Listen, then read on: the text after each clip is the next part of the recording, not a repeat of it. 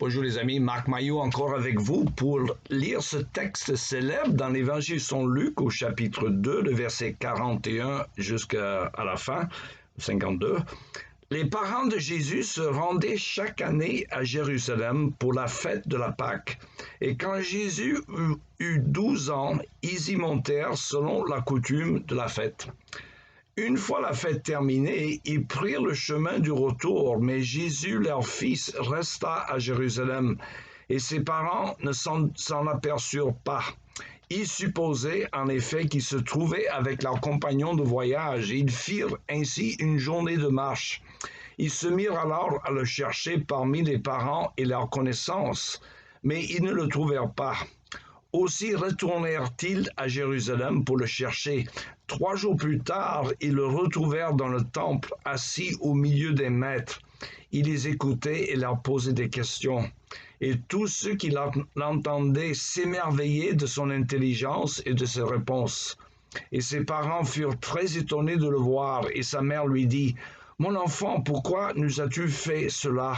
Tu sais, ton père et moi, nous étions très inquiets et nous t'avons cherché partout. » « Pourquoi m'avez-vous cherché? » leur répondit Jésus. « Ne saviez-vous pas que je dois m'occuper des affaires de mon père? » Mais ils ne le comprirent pas ce qu'il leur disait. Il repartit donc avec eux et retourna à Nazareth. Il leur était obéissant. Sa mère gardait précieusement dans son cœur le souvenir de tout ce qui était passé. Jésus grandissait et progressait en sagesse. Il se rendait toujours plus agréable à Dieu et aux hommes. Fin de la lecture.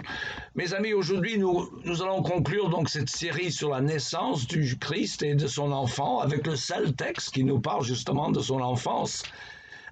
C'est le manque de renseignements sur l'enfance de Jésus qui a entraîné toutes sortes de spéculations au sujet de ce que Jésus a fait entre l'âge de 12 ans et 30 ans lorsqu'il a commencé son ministère.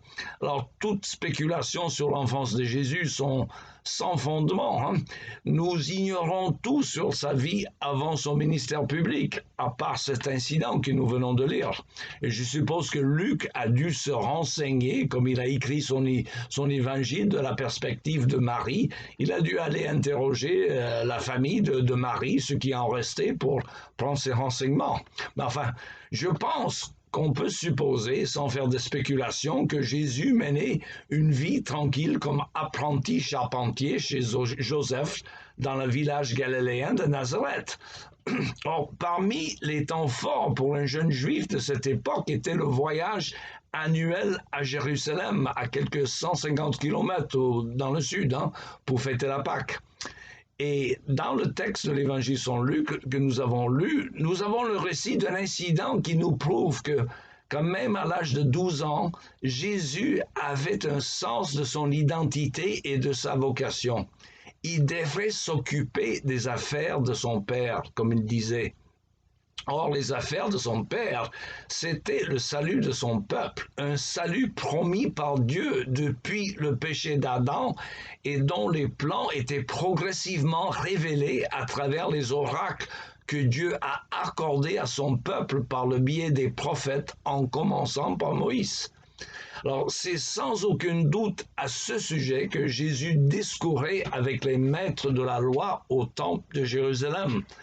Alors, qu'est-ce que l'on n'aurait pas donné pour le privilège d'assister à cette discussion qui avait eu lieu entre ce jeune garçon de 12 ans et ces grands érudits juifs qui, selon le texte, s'émerveillaient de son intelligence et de ses réponses.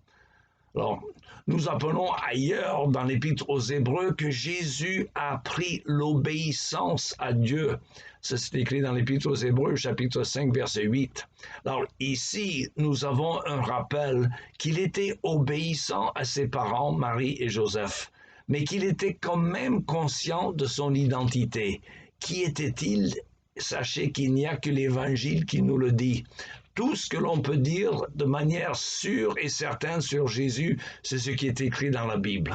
Alors, prenez la résolution cette année de lire toute la Bible, de la Genèse à l'Apocalypse, dans l'année pour avoir une bonne compréhension de l'ensemble. Il suffit de lire 3 chapitres par jour.